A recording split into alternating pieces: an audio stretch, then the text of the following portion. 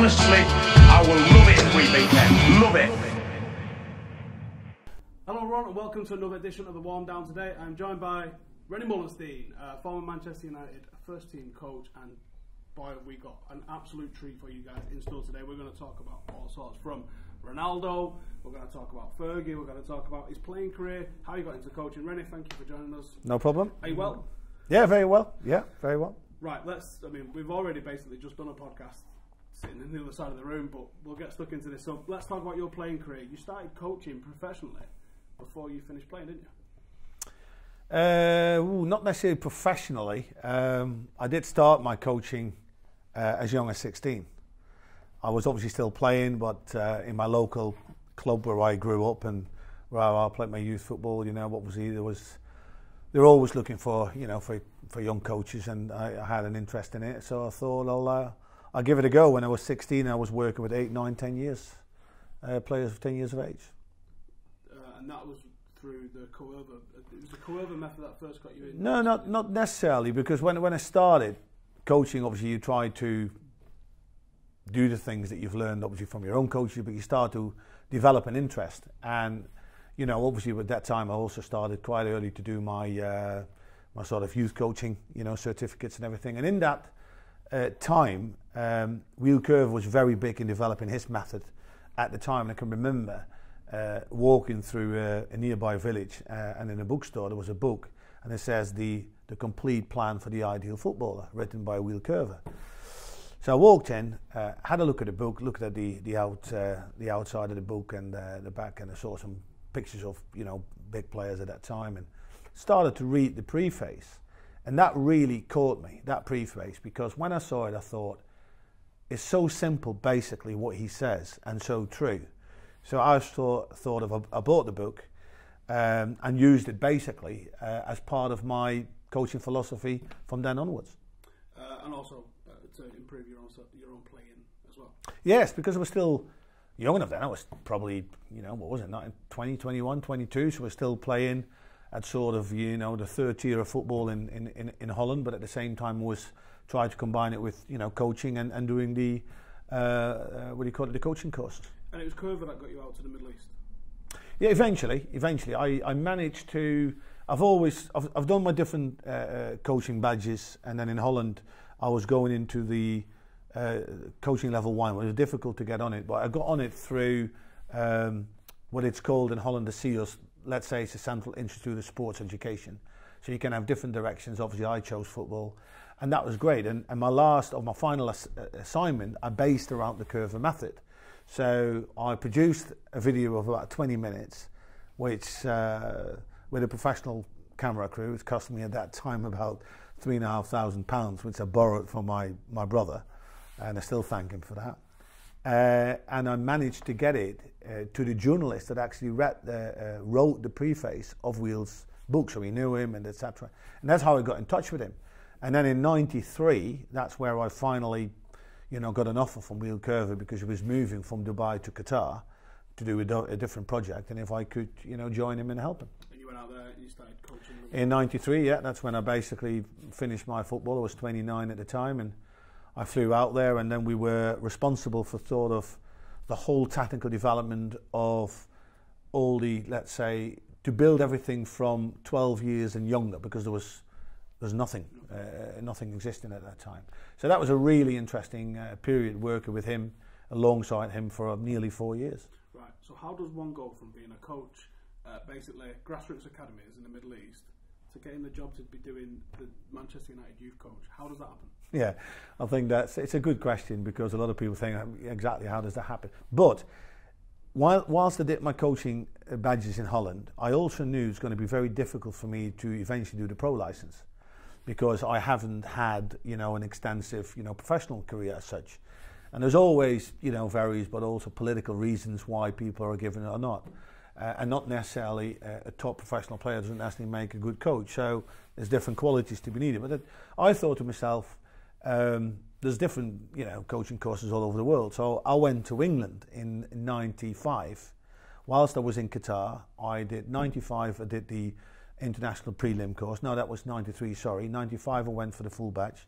'97 I went for the advanced full badge, and eventually I managed to do the pro license in England as well. So I was always in England, and in those courses I met Dave Richardson, who was then working for the Premier League sort of, and helping Howard Wilkinson to make sure that all the academies were set up in the right way. Yeah, so this was the genesis of the academy, going from schools of excellence Absolutely. to academies. Absolutely. And Dave, at one point, I took the Qatari national under-16 team here as part of a guest of the Nordic Cup tournament with England and Norway and Iceland and Denmark and all. It was a big experience for those young players. And we stayed at Kiel University, and Dave was running a coaching course at that time.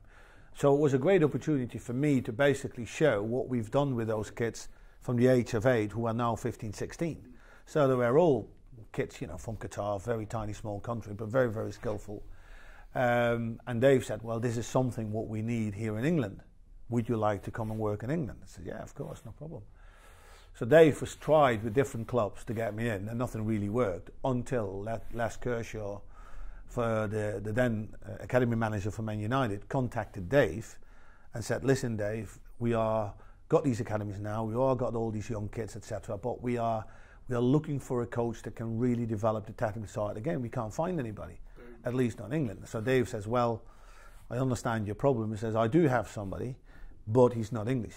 He's obviously he's from Holland, but he works in Qatar in the Middle East.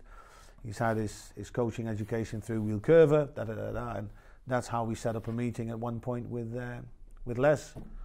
You become United's, because your official title is youth coach, but what was your? No, it was good actually, because we had to invent a title at that, right. And Les was brilliant at it. He said, we skills development coach. That was. I wasn't having one particular team. I was basically spread out of was that coach education then, rather than no. It was both. It was everything. It was working with the youngest kids that we brought in, because at that time at United the rules were still that you could only pick players from an hour and a half. Now that's disappeared, but that's why we had several development centres in that 1.5 hour thing. What I did was to sort of streamline all those development centres, that they were doing the same things. Not in centre A they're doing that in training, and in centre B they do this. So to streamline that, I had to educate all those development centre coaches. We then established 4 advanced centres, sort of to mean that we could better streamline the better kids coming forward. So I had a better idea which ones we wanted to sign, which again is a little bit, I don't know whether that's still the case, but the bigger the base, the better, because it's very hard to determine which kids at an age of 8 is going to make it eventually. There's so many variables going into it. But at the same time, I did parents education. Obviously, I did in-house coach education. So everything needed to sort of follow through, and all those, but young players like Lingard and Rashford were part of that. Pogba came a bit later. Yeah, he came a bit later, but all those players had that technical thing. That was my expertise, basically, to sort of implement that within the club, educate the parents, educate the coaches, develop the players. Which you could arguably say was pretty successful, I imagine. It was. We all believed, and more than anything, the most important thing, Sir Alex believed it was the right thing to do. And I can still remember in the first years that I came in 2001 and 2, I obviously invited him over to come and have a look at the cliff a little to road. So listen, at least you got an idea what we do, but please do come again in half a year's time so you can see the progress, so you know what we try to do. So is that the first sort of seed in Fergie's mind, that he wants you to be doing this for the first team at some point, do you think? Well, it was. It basically, because we had a really, I think, an in-depth chat after the first season in the end of May, come to the end of the season, for maybe 3 hours. We sat down and talked football, and I tried to explain what I saw and how I think it should develop, and this and that and the other. And eventually we tapped on the first team. And I said it's my conviction, and it's also at that time Wheel Curver's conviction, that done in the right way, still a lot of first team players can benefit from it. The only difference is that you need to work by far more specifically, quicker to their position and what is needed. But it's all about adding something to their game, another bow to their string. And he understood that, so he gave me that freedom then to sort of, and I said, I can show you, no problem. So I started to work with players like Diego Forlan first and foremost, because Diego was that, I've always liked Diego because he's a typical example of a really, really talented, great player that was sort of almost at the wrong club at the wrong time because Ruud was there, in his position, and Ruud was banging goals in for fun. You know what I mean? And it was fine. It was difficult for. You can't compare anyone. No, you can't. And it was difficult for Diego to find a way. But Diego really benefited massively from it because he had basically everything. Well, when he left, he won European Golden Boot. It was fantastic, honestly. And we always stayed in touch, even when he left and all this and that and the other. But that's by the by. And then obviously Ferguson started to see that more and more. And basically on the side, I started to work more individually with players. And like I said, with players at that level, with that top level, they do know and feel when they do something which makes them better. Otherwise, they dismiss it. And then Van Nistelrooy came, and I did little and bobs with Giggsy because his career was changing. You know what I mean? He wasn't, the explosive 17-year-old winger. Yeah. So then you need to turn that experience. But it gave Ferguson a very good insight in terms of because. Like I said, players accept it and use it, or they don't, they dismiss it. And that was never the case. So when eventually things moved, progressed within the club for me, taking the reserve team, when Ricky left, was for me another great opportunity to basically mould everything together because individual skill training practices have no use if it's not being transferred into the bigger picture, into 11v11. And that again comes down to coaching. You need to make sure that the players. So at that time with the reserves, I had some great set of players again, but you had PK and Johnny Evans, PK, Rossi and Fraser Campbell and all that, and all of them was all that, and it was all based on quick combination play, you know what I mean, and that level of of skill, beating players. It was great, it was great, and obviously a lot of first team players that sometimes drop down to work with us or play with the reserve team, they loved it. There's always, I'm going to say always actually, because anyone who achieves greatness or pulls something like the Class of '92 books, like right in my line just behind you, and Cantona's right here. Cantona's sort of given credit for dragging these lads out onto the training pitch after first team training and having Beckham fire balls into him, having a keeper in there, having someone return passes for him or someone play balls into him, because he was working on his game even though he was at the top of his game. And that work ethic transferred into those lads. Yeah. Every single time you hear about someone achieving greatness, and we're going to talk about Ronaldo probably more in depth in a minute, for now keeping it on like this reserve side sort of stuff. Do you think there's something in the players? Does it have to come from within for players to want to do that extra stuff? And it seems to me every time you hear of people doing extra training, it leads to greatness. It doesn't ever lead to mediocrity.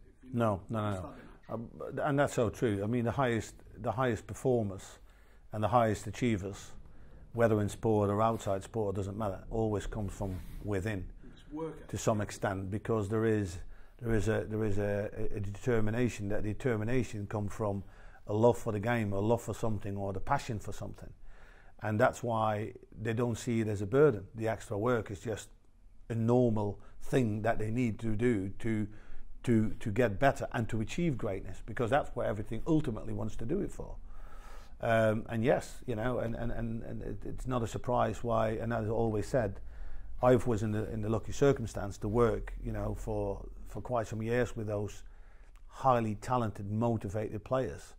And as long as those players see that you offer them something that will add to their game and it makes them better, they will grab it and they will use it. Enthusiasm's always there for them to pick it up. Yeah. Let's talk specifically about Ronaldo then, because there's a story that I've read before where 2007 season Ronaldo had a good season, especially on the back of what had happened at the World Cup. Yeah. And then he catapults himself into another level in the 2008, the Champions League season.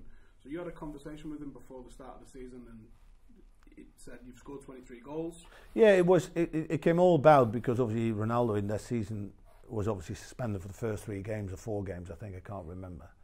So at that time, the league games were like week to week, so it meant that if the team was preparing for the games, this, that and the other, so there was a lot of quality training time left for Cristiano and other players, obviously. But it gave me an opportunity to do a lot of individual work. They're doing game-specific tactical stuff for the opposition. Whatever, but also when they were on the road and they travelled, you know what I mean, and they go a day before, and then you had the game day and then the game day after. There were sort of 3 good training days. And if you spread it out over a period of 3 or 4 weeks, you look at some, some serious improvement. Yeah, 12 plus good sessions, And sometimes I had other players that worked with us, whatever, but it was all centered around him. And basically, in one of the first training sessions that we had, I put the question to him, basically says, right, Christian, have you set your targets for this season? And then he basically said, well, why, what do you mean? And I said, okay, let me rephrase this. It says, what are you going to do after training? He says, well, obviously finish, we're going to have a shower and go home. Okay, you're going home, you know where you're going. How are you going home? Yeah, with my car. Great. So you know you're going home with your car. Do you also know what direction, you're going to take, what roads you're going to take? So yes, I'm going to go that. I said, great. Now, I'll keep it really simple, but let's assume if you don't know where you're going, you can get in your car, you drive off, or wherever you go, it is good or bad, I don't know. And that is part of what you need, a sort of direction and purpose to it. So in other words, if I ask you, what is your target for the next season? And you say, I don't know. Then you scored 23 last season. Is 23 good? Is 20 good? Is 25 good? But if you want to develop and progress, the target needs to be higher than what you had last year. You told him 40. Well, he said, and that was funny, he says, so what do you think? He says, well, 30. He says, okay, fair enough. And then he said, what do you think? He says, I think 40. So he says, that's where nearly... did he pull 40 from? Because he said, that's nearly double. Yeah. He says, right. He said, and he's right. And I said, I'll tell you for reasons for why. Because I've analysed you, I've looked at your game, I've looked at the goals you scored, I also looked at the chances you've missed, and basically, you've not really practiced that part of your game, sustainably. And that's what we're going to work on, And part of that was in that process of working on the pitch, there was also things off the pitch, was that I showed him a video of all goals scored by, not all goals, but goals scored by York, Cole, Solskjaer, Van Nistelrooy, you know what I mean? And it says, these are some top goal scorers that United have. Have a look at them. It was about like a 10-12 minute video. So boom, goals. There's goals. It says to him, we looked at it, so he stood there watching it. It says, what did you see? It says, yeah, goals. No. It says, what did you see? What do you mean? All right, we look again. Look and tell me what you see. So we watched it again. And then he says, right, yeah, I see that most of the goals are scored 1 and 2 touch. Do you think he was overcomplicating it? Because he definitely was. No, what Ronaldo always wanted. He wanted to score the perfect goal, One of those, top corner blasters, I remember the irony of the criticism from that season, from the previous seasons, was it was a show pony, one-trick pony, and the big one was no end product. Yeah. And then that season he just come out with end product. Yeah. So that was sort of the off-the-pitch sort of things. We tapped on, listen, you need to set targets, because people with targets and aims in their lives are far more successful. Look at what other people did, look and try to analyse, because, that is always a very good coaching tool to look at the best out there. How did they finish? What did they do? So there was that one touch to finish, and there was a variety of finishes. There was tap-ins, there was shots outside the box, volleys, headers, everything.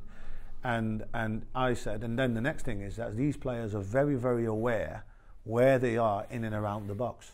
So when that goes, and this was one of the best things, and what I've always felt, read, and I put to him, he says, listen, top finishers, all the goals they've scored in a game, they've already scored it about 10 times in a training pitch.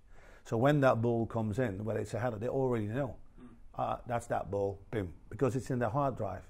You know what I mean? So that means when that happens, and that's where composure comes in. Why are those top strikers so composed? Because they know. It's just they just pull it out from the database. That's a pullback, so that's a little bender in the far corner, or this, that, and the other. You know what I mean? So in the finishing sessions that we did, I divided the whole area into different segments. You know what I mean? Like a line from the post right to the edge of the box, which was zone 1, which basically says that if you are in that zone, you're on the best scoring opportunity, because the goalkeeper's in the middle of the goal, so you can score in every corners. The moment, and you put in a line from the goal post to the edge of the box to the corner, you get sort of like a slanted a triangle. So it's different. So now the goal always stays where it is. The goalkeeper moves. So that means that if you are now not facing straight, but you're facing like that, you need to have a different finish. You know what I mean? And you need to work those finishes. So you was correcting, you was letting the plays happen, and I've read somewhere that you only like to drill something 4 times. Always, yeah. Repetitions of 4. I've always, you can do series and repetitions. Repetitions always for 4 because that keeps the concentration high and the quality high. So there was sort of a checklist of 6 points which we went down to. And important was also what I call the scoring zones in front of the goal.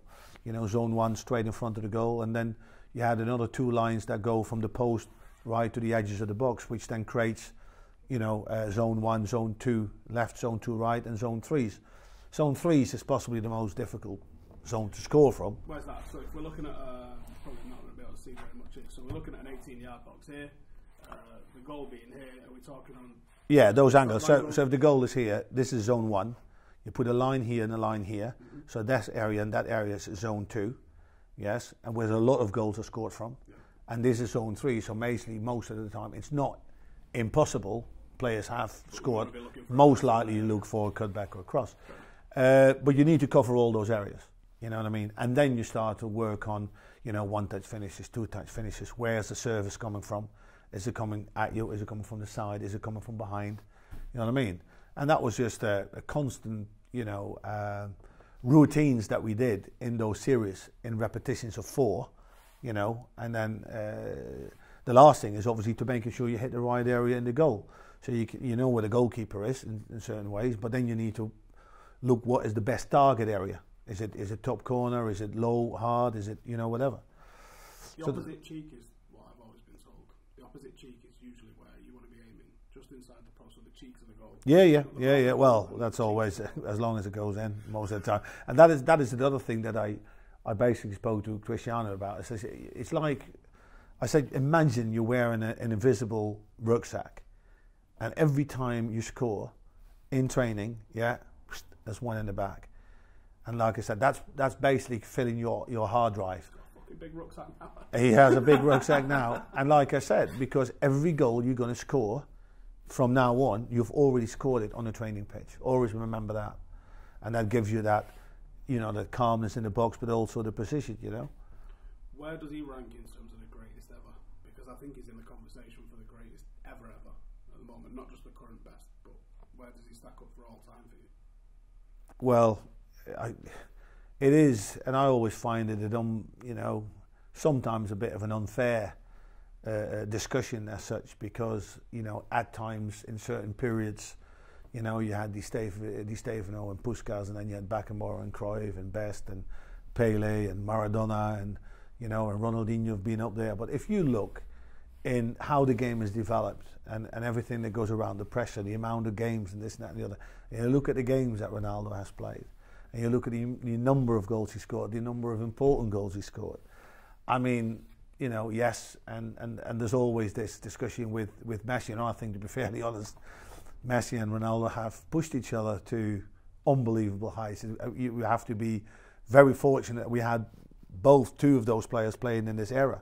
It's going to be like when football goes back to normal when these two finish. Oh, it's going to be. 20 goals a season's good. It's going to be. I've thought about it really, and you think to yourself, yeah, what does football look like suddenly when those players like Cristiano suddenly are not there anymore? It's a shame, but he is definitely amongst, you know, the all-time greats ever. Mo Salah's having a cracking season. A lot of people at the moment want to know, is Mo Salah having a season this season comparable to Cristiano's Ballon d'Or winning season? Well, first, should I say, one of many, but his first one.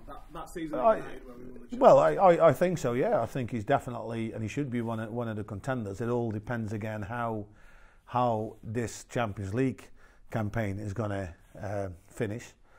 And that is also a lot of times one of the criteria that they take in account for players to win the Ballon d'Or, of course. So that's interesting to see. But he has got an unbelievable season. You know, everybody's asking, you know, when is this going to end? When is this going to stop? And he just keeps on going, and especially with important goals in important games. That's fantastic. Great player. Give me an answer. Who's better, Ronaldo 2008 or Salah? Well, the reason why I think Ronaldo is ahead of him is because he has continuously done it for so many years, maybe more than 10 years, you know. And Salah has a sort of an unbelievable season this year. And I think you need to ask this question again in 10 years' time. And that's the consistency, you know what I mean? And we've seen similar players like Salah having an unbelievable season. You know, I can remember Ronaldinho at Barcelona at one point having 2 fantastic seasons, and then he just faded away. You know what I mean? That consistency that Ronaldo has shown is, you know, an achievement on its own. Last time we spoke when we did the full-time double stuff, you mentioned your interview from when you went from being a youth player, you sort of got lost in Ronaldo stuff, didn't you? When you were youth manager, reserve manager at United, into being the first team coach when you came back to United. You said Fergie had a flip chart ready for you, and he had a couple of things that he wanted you to implement into the first team. Can you remember what those were? Yeah, I vividly, because I can remember basically the whole changeover of, you know, McPhelan being promoted to assistant manager, me as first team coach, went very, very smoothly. I thought, again, Ferguson managed that extremely well because it took away all the speculations. It was done around an international break in the beginning of August. We've already taken care of the pre-season. We've already taken care of one of the first games. So basically in that week, and I'm sure he had a chat with Mick as well, but that's what he did with me. So he just asked me to come in his office, and he had his flip chart ready, as I said, and he's basically pointed out his bullet points to say, listen, Ren, I just want to make sure that we all see what we want to see in terms of United's playing style, in terms of defending and in terms of attacking. And it wasn't, you know, rocket science. It was just very clear, very concise. Boom, this is sort of, when I close my eyes and I want to see United play, this is what I want to see. So when we came to the part of, you know, when we were on the ball and in possession, there was some really interesting stuff about it. You know, possession has always got a purpose. One, you know, obviously when the game starts, you want to keep the ball and start creating chances and score goals, obviously. But if you're winning 1-0 or 2-0 with 2 minutes on the clock before half time, you just keep the ball. You know what I mean? If we are drawing and we need, you know, to get another goal in it, we need more urgency into play. So all those elements were very important to understand. You train for that then? Yes. The biggest for a shout on the sideline, or you initiate from the sideline, 2 minutes to go, the clock's... Yeah, that was what we call scenario football. We did that quite a bit. You know what I mean? Listen, guys, your team, you know, we've got 4 minutes left. This 2 minutes, you are winning 1-0. You need to hold on. You need to get at least, you know, an equaliser, or you need to score a goal, 2 goals in 2 minutes, otherwise you're out. Those sort of scenarios, which is fun to do. I'm excited listening to this, actually. It was, and they play, because it's all about challenging players. Otherwise, they just play for the sake of playing. But if you put a purpose to it, the game gets a completely different, you know... And the competitive edge that professional United players have got, I'm sure they don't want to lose, because these lads are going to take the piss. Yes, and loads of times as well, you know, taking a player off. You know what I mean? You're one less, sort that out. Or you got one more, how are you going to use it? You know, where's the spaces? You know, that sort of stuff. On the time pressure, still keep the quality and the composure. That was the main thing. I think one of the best examples in the game that I can remember that typifies that was the home game against City, where we won 4-3 when Giggsy slid that ball into Owen. You know what I mean? Nobody would have played that ball on scar on my shin from that game. On that pressure. I'm telling you, Steve, nobody would have played that ball. Everybody would have just, you know, hoofed it back into the thing. Not Giggsy. Slid it, saw it, slid it. Michael would have, you know, finished. And that sort of stuff, you know, obviously we did that at times in training. But to come back to basically that was one element. And rhythm was one of the most important elements. And he says we need a team, and that's what top teams do. They have the ability to create rhythm, maintain rhythm, and change rhythm. And it sounds easy, and you think, well, what was he talking about? But that is basically the hardest thing for a lot of teams to do. Top teams can do that, and especially you see that when they get in tight areas and they can switch to that one-touch football and movement. You know, you can't defend that, yeah? As well as 1v1s, you can't defend. If somebody is that good in the beats you, goes past you, you're having a trouble. So we were always looking for those elements. And that was the last bit, really. What homed into me, what stuck to me the most was when he said, and when we are attacking, I want to see a team that attacks with pace, You know, pace, power, penetration, and unpredictability. And those 4 things, with the other thing, I want you to instill that in that team every single day. No matter what you do, whether you do a possession, a conditioning game, a finishing session, it's all those elements I want to see back. And within those parameters, he was very big on making sure that the players understood the options that we were looking for to break them down, to create chances, but at the same time he gave them a lot of freedom to express themselves. And that gives, you know, the, how do you say, the excitement, basically, because players have to come up with their own solutions.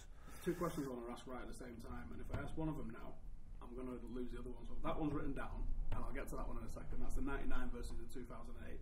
But I want to know where tactics come from. I want to know where you look at, from Sir Alex. We're playing Arsenal next week.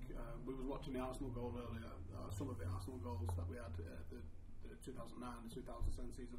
Those counter-attacking goals. Where does the tactic come from? Where is there a coaches meeting? Is there analysts? Is there opposition scouts? Yeah.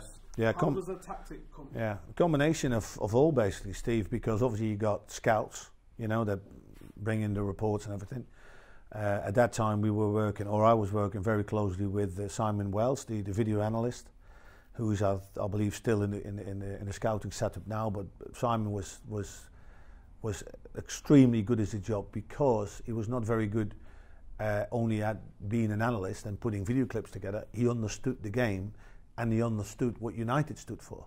So he knew. The analyst has to know what your tactics are, so he can tell you that you're not adhering to them while you are. Yes. So I spend a lot of times from, I got the reports, so Alex got the reports, Mick got the reports, you know, we all got the reports, we all read the reports, and then it's all about, is this backed up with what we see? So what sort of picture are we looking at? And then for me, you look at the opposition first. Well, yes, because obviously we know. Well, we like I said, our style and identity is there, and that's what we try to achieve. And the aim is obviously to win games. To do that, you need to create chances, score goals, and don't concede. Yeah, don't forget that, because that was equally as important for Ferguson than anybody else. Because he was always used to say, listen, goals will win us games, clean sheets will win us trophies. So it was very clear, and we were very proud of that, as being, you know, a team that didn't concede a lot of goals. But that's the package. We have a style. This is how we want to play. Yeah, and you know that. That's the elements of pace, power, penetration, unpredictability. That was coming in all the time. We want to dominate whenever we can, if possible. So that was that. But then every opposition has got a different storyline, so to speak. So you need to get prepared for that through your coaching, your scouting reports, the analysis, through the videos, and that's all about identifying trends. Yeah, and the trends are, what sort of system are they probably playing? What are their key players? How have they scored their goals? What is the trends? Where can we stop them? Where can we hurt them? That's basically it. You receive the report, go and read it independently, and then you lot come and sit on a table and talk about that? Well, yes. With a plan from there? Yes, eventually we would all come together, and then Simon would have already had, you know, in advance certain things prepared. So listen, you read this, and that, and the other. Or if there's anything the manager picked up, or make or myself. How far out is this? What do you mean, how far out? The game's this Saturday. Yeah. We're recording this today on Thursday. When would this meeting have took place? Monday or last week even? Well, obviously the sequence of the games that we had, and the pattern was always like weekend, midweek. So we always tended. I can't see a place where. Yeah, obviously when the season starts, there's not much to talk about, because obviously there's no games being played. But as the season gets on, we would always have at least 3 scouting reports of the 3 previous games. And then obviously, if, for instance, like Arsenal was in the Champions League, for instance, see if to do anything different. You know, you got that as well. Rested anybody. And obviously, all those games, and you got game footage for, you know, how many games have been played, so and how relevant they are, you know. And you looked at that, and like I said, Simon was very good in identifying the certain trends or certain combinations. You know, if they play with this, then they play with that. With regards to Arsenal, why have we been in that period so successful against them? Because we basically identified what the trends were and how to basically counterattack them. There was always this link between a deeper lying midfielder and a frontman, i.e., you know, Fabregas for Persie, or Arteta with Gazzola or something like that. So first of all, you know, stop the link, don't let him get on the ball. Normally Jason Park. Yeah, well, whatever. Stop the link. Plus the fact that we knew that the style that Arsenal was all played on short passes and possession. So it was always into feet. So rather than defending, sort of dropping off and defend behind players, we defend sort of side on. And it was all based on intercepting passes. So we knew they were going to play that pass. So we wanted to have one element of rushing players into a pass they didn't want to make. And if they have to, could we intercept? And then there were spaces because Arsenal was always spread out. So the main thing is, if we got in possession, was always, can we hit a penetrating forward pass to get somebody in the decent area, or run with the ball? And then we had players like, obviously, Nani, Rooney, Park, Ronaldo, flying machines, and they went for it. Really wonderful. And it was all being direct, pace, direct, all the things that I just said. Do you think that's there's an element of Jose Mourinho has got that kind of number on Jurgen Klopp at the moment, that he knows what's coming, that he doesn't change his tactics very often, so Jose makes United extremely hard to beat in those circumstances, but we've only managed to beat them once in the last couple of years. Yeah. It's funny that because Klopp has got one over Pep Guardiola, isn't he? Yeah, there's like a mad little triangle where because I think apart from the last derby, I think Pep generally got Jose's number. I don't think Jose can figure him quite out. Yeah, it is a strange phenomenon basically, but I mean everybody does, especially now with all the technology available. Pep Guardiola won't do anything different. So will Klopp, so will Mourinho. They've got all that. Access to these scouting reports, to the video analysis and this and that and the other, and then they paint the picture. The difference was with us is that a lot of times we were sort of steps ahead, and then when we invited Sir Alex Ferguson to come to sit with us and say, listen, this is what we found, have you picked anything up, but this is what we think. So we were already, rather than Sir Alex Ferguson telling us, you know what I mean? And then so you come to him with the plan and he rubber stamps it? Well, not necessarily the plan. We would say, listen, we're thinking of maybe, this might be an option, that might be, what do you think? And then obviously he'd give him a little bit of time again, because in his head he knew, because you know how he was, especially in early parts of the season, 3/4, he did use his squad really well. So he was moving players about, and we had to anticipate on that. So you have to anticipate what his rotation essentially. Yeah, because obviously he so Alex was always very keen in making sure that all the players were involved, used them, to the best. I'm sure that everybody knows that sometimes, we came up with teams that people scratched their hats. Not the least, for instance, the one against Arsenal, where we played Fabio and Rafael as right and left wing. And it was amazing. You know what I mean? Well, that was basically. But that, just to go back to that, was tell me how that meeting went. Because we were sitting there going, no, not at all, not at all. We all came to it, and the reason why was we were very clear that if we do certain things right with Arsenal, we've got the best chance of beating them. I.e., don't let them play out from the back. Stop the link, this, that, and the other. So forget we had Chicharito and Rooney up front that game, and I think, on top of my head, I think it was John O'Shea and actually Darren Gibson sitting in midfield, and then I'm almost certain. And then we had normally a good back four, but that was sort of solid. But what we did basically was we struggled a bit with personnel, because we had obviously Champions Leagues coming up and a lot of games coming up, and he wanted to rest one or two players.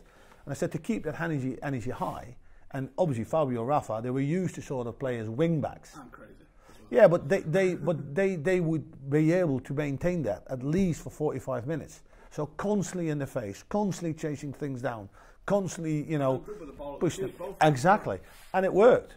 And that's what I liked about, as well as with Sir Alex, the flexibility that he had to go with things like that. Yeah, that was mad. Let's talk about this fella. This is obviously from his debut season. Paul Pogba. When he came through at United, how good did you think he was really going to be? Because I think his debut, I was sitting there gobsmacked, because I've watched him in the academy, knew how good him and Ravel Morrison both were, and thought, this guy's going to stay at Manchester United forever. Yeah, and we all knew, and we all wanted that, because we were making clear plans of Pogba coming into the first team setup, and obviously then you build them up, and you're going to give him more and more game time, and etc. etc.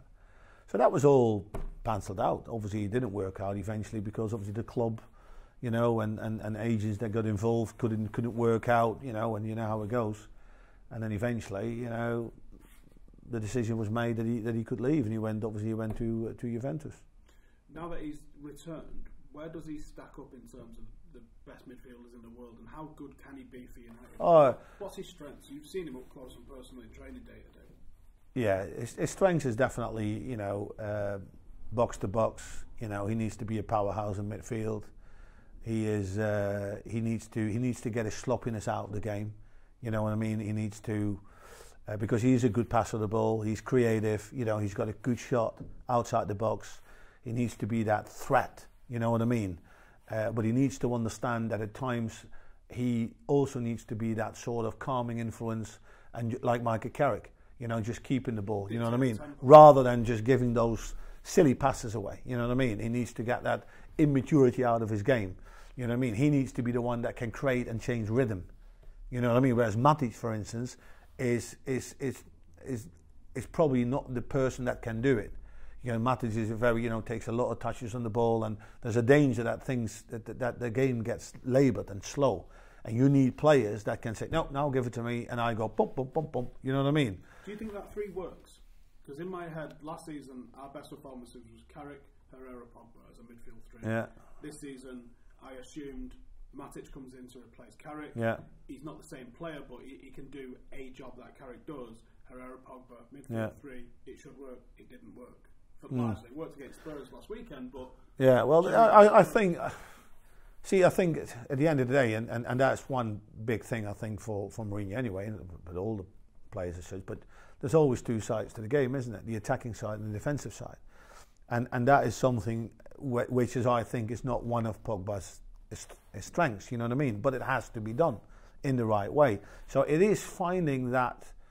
You know, finding that right way. So in some ways you want to give Paul that freedom to, and the ability to express themselves, you know what I mean? And then you can do things, whether you sort of build something around them to protect him a little bit, you know what I mean? Or you need to obviously coach him and educate him that is also a part of a game he needs to improve, wherever you want him to play. But he's got this, you know, look at his size, man, and when he's opening his legs, you know what I mean? And he can find a killer pass. You saw that the other day. You saw that the other day when the goal when he put it in for Lukaku. You know what I mean? With the outside of the foot. So he's got all that. There's so much more to come. He's nowhere near yet, in my opinion, by the best midfielders out there. But he can get there. You know. But like I said, he needs to have his support as well. Right. Let's wrap it up on this one because I'm conscious that we've been here hours. 1999 versus 2018, because for me that is the only conversation to have about what's the greatest English team of the modern era. It's 2 United sides, and it's 99 versus 08. In your opinion, which was the best? 2008, because that's when I got involved. No. I actually agree with you on it, and my reason is at that time we'd had Arsenal in a Champions League final 2006, Liverpool in 2005, 2007, United and Chelsea in 2008, United in 2009.